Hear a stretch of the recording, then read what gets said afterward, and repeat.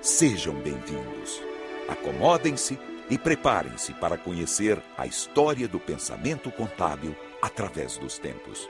Apertem seus cintos, pois vamos fazer uma viagem.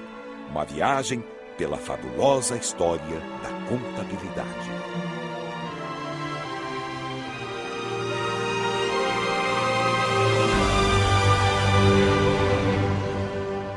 O homem primitivo já praticava uma contabilidade rudimentar ao contar seus instrumentos de caça e pesca e seus rebanhos. Mas foi na Mesopotâmia, região situada entre os rios Tigre e Eufrates, no atual Iraque, que foram encontrados os primeiros registros patrimoniais. O homem começava a registrar o seu patrimônio. Era a origem do diário. Os séculos passam. Surgem novas civilizações. Em torno do Baixo Nilo, nas planícies de inundação, a agricultura floresceu e com ela um povo que deixou seu legado até os dias de hoje, os egípcios. O papiro, colhido às margens do grande rio, onde os escribas registravam os movimentos, eram os primeiros livros contábeis. Dos portos de Tiro e Sidom, os fenícios navegavam pelo Mediterrâneo, expandindo sua rede de comércio. Foram eles os primeiros a desenvolver as trocas em bases monetárias e simplificaram os registros por símbolos. Da Península Itálica vieram os romanos. Nascia o maior e mais desenvolvido império da antiguidade, que se expandiu por toda a Europa, norte da África e Oriente Médio, conquistando povos e nações, levando a paz romana e o que se pode chamar de um sistema jurídico de contabilidade organizado. Mas impérios nascem, crescem e morrem. E com Roma não foi diferente. Hordas de bárbaros invadiram a península. Os sons das batalhas ecoavam por todos os rincões. Era a queda do Império Romano.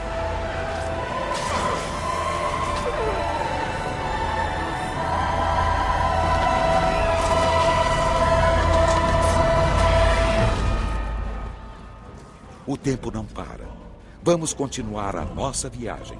Vamos avançar alguns séculos. Vamos para o final da Idade Média e para o Renascimento.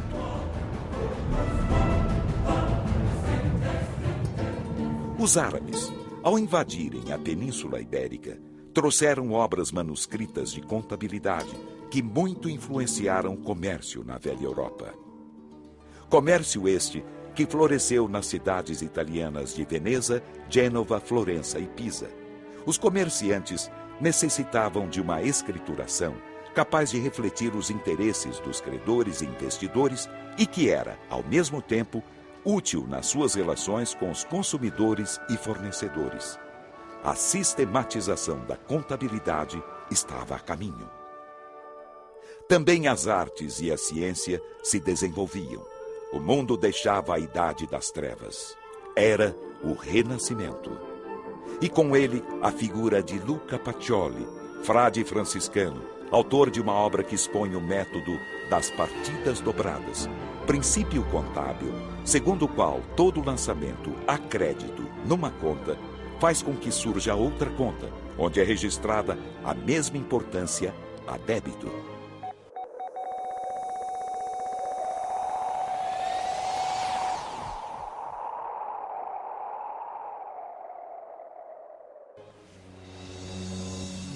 Agora, estamos no ano de 1500.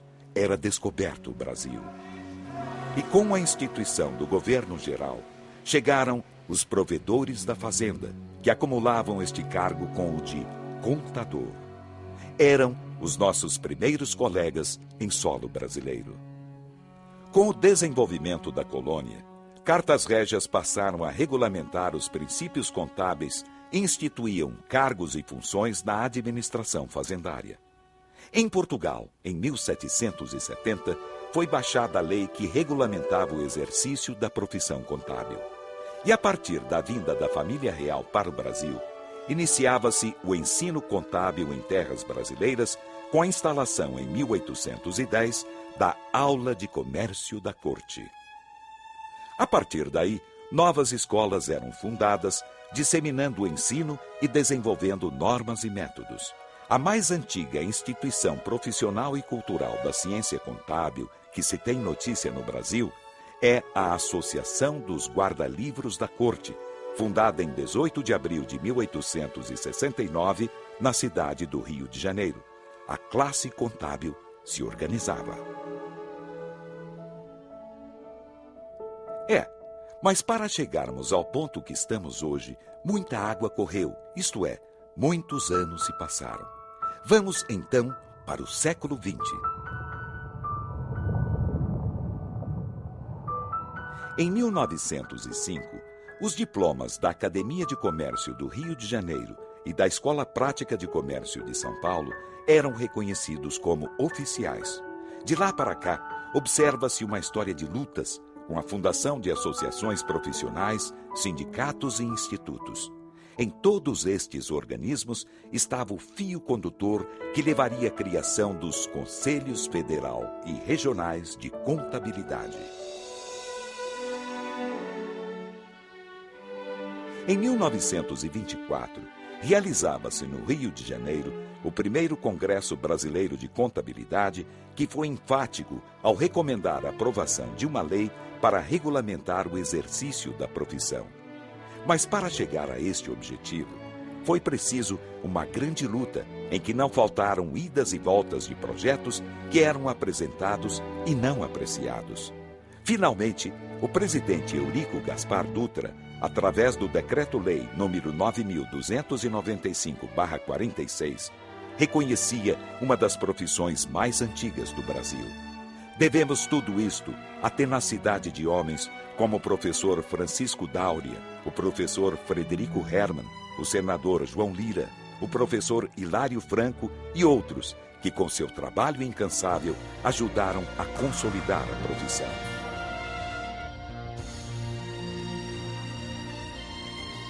O sistema CFC/CRC tem absoluta consciência do cumprimento de sua missão institucional, assegurar o exercício legal da profissão. Afinal, são 400 mil profissionais e 70 mil empresas de contabilidade em todo o território nacional. A capacitação e a valorização do contabilista, o fortalecimento de suas entidades representativas e a promoção do desenvolvimento contábil são objetivos perseguidos no dia a dia. Hoje, o sistema desfruta de credibilidade e prestígio político, sobretudo em razão do seu código de ética, da democratização da representatividade legal, com todos os conselhos regionais tendo assento no plenário, da elaboração das instruções técnicas contidas no acervo das normas brasileiras de contabilidade, da dotação de sedes próprias em todos os estados e disponibilização de meios e facilidade de mobilização de inteligências. A busca do autoconhecimento vem sendo alcançado com a promoção de encontros da classe com a própria classe, a exemplo dos congressos brasileiros de contabilidade, lançando luzes sobre o futuro do fazer contábil adotado no Brasil.